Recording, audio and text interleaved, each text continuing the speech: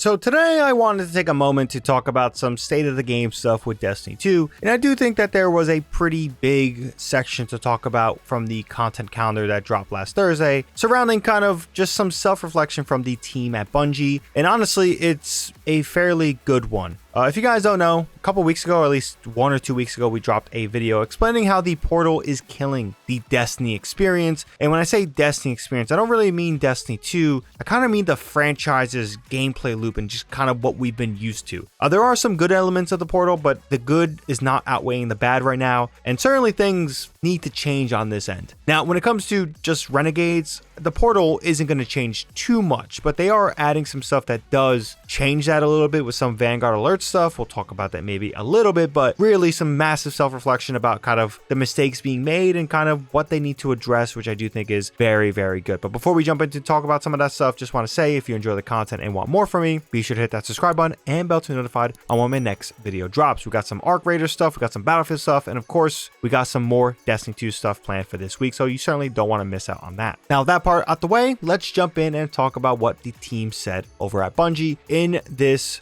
Renegades content calendar blog post. So starting with the Edge of Fate, we presented a different version for the future of Destiny 2's core game. One intended to refocus our releases and player call to action on a familiar but deeper pursuit of power and ascending to higher tiers of gear across a wider range of activities supporting customizable challenge and commensurate rewards. Very quickly, the feedback made it clear that this was the wrong path for Destiny. For even if our execution had been perfect, and we see plainly that it was not, it is clear that grinding power will never be a substitute for earning a trophy. Climbing through throwaway tiers en route to the gear you want to build around isn't aspirational, and the portal itself surrenders too much of Destiny's feeling of place and exploration. These lessons, and many besides them, have been taken to heart by our team over the last 3 months. From 9.0.0 on through 9.1.5, our focus across the entire team has been response to player feedback, starting with the fastest changes and working through the more challenging ones. Our focus was on faster, better rewards, and more player agency and activity choice, and removing barriers to play with friends. Now, in all to what they stated there, I do think that the flow of the gameplay loop via rewards and kind of challenge is feeling in a much better place than it was at the beginning.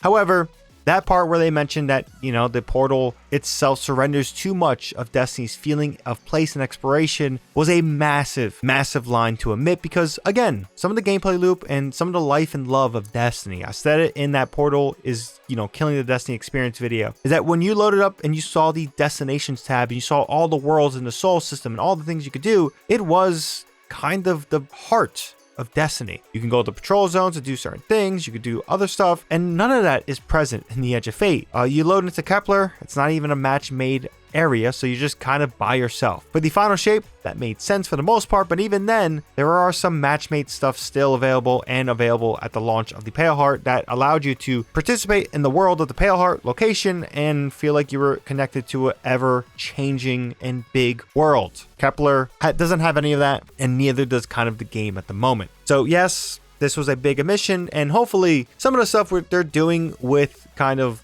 Renegades helps some of that. So when it comes to Renegades, we have updates 9.5.0 on December 2nd and update 9.5.01 on December 9th. This is the launch week and the second week. And as you see in the content calendar, this is what you're going to be seeing and what we're going to be talking about. So there is a lot of stuff here. Again, nothing that really eliminates the portal, but at the same time, I do think that there is some very, very fun stuff. Vanguard alerts are going to be coming in the next week of 9.5.0.1, and basically these can include just grandmasters and other stuff and other nightfalls and things like that. Really an element of the game that has been missing. So if you see here, there's just a quick play stuff and things like that. I do think that this technically should live in the destinations tab, but as you see here, it's nice to be able to play the Sunless Cell. This was a returning strike that came back and literally was taken away from us in Edge of Fate. Crazy. Some of that also continues on to just, featured dungeons and raids. Really, honestly, these are things that have been present in the past and are going to be returning. I don't really want to juice up this as a massive win for the game itself because, again, should never be rewarded, or at least praised on bringing stuff back that already existed. Some of this stuff, again, should have been in the game. So yeah, this definitely is, I guess you could say, a step at maybe just eliminating the portal. Of course, we'll see how things are in the future and when they officially start announcing stuff. But in my opinion, I do think that this is going to be the start of the sunset of the portal. And yeah, they're laying the foundations for kind of going around that, which I think I'm perfectly fine with. There is a good thing about this. So basically, these are going to be weekly challenges similar to Pinnacle Rewards back pre-Edge of Fate.